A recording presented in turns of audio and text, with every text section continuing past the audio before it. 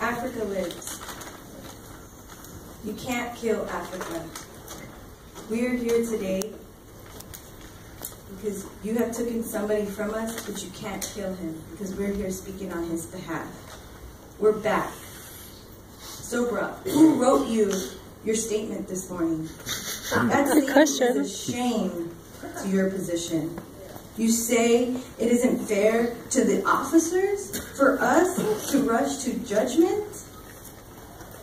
We believe our eyes, not your lies. Your officers were sloppy, batons flowing everywhere.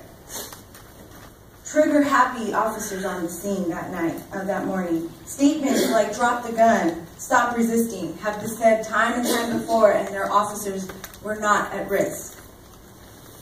It's hard not to rush to judgment when the LAPD shows a continuous pattern of killing of civilians. Here in LA, we are leading the nation in police killings. There have been at least 609 people who were killed by law enforcement since 2000. I'll tell you who it isn't fair for.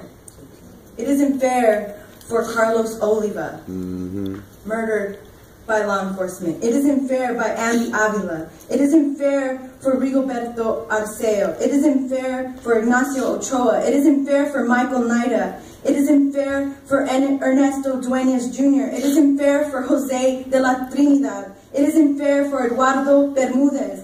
It isn't fair for Johnny Martinez. It isn't fair for Steve Rodriguez. It isn't fair for Abierto Torres. It isn't fair for Carces. It isn't fair for Anthony Axe. It isn't fair for David Jordan. It isn't fair for Steve Romero. It isn't fair for Gilberto Gutierrez. It isn't fair for Stephen Bowman. It isn't fair for us. Can't kill Africa.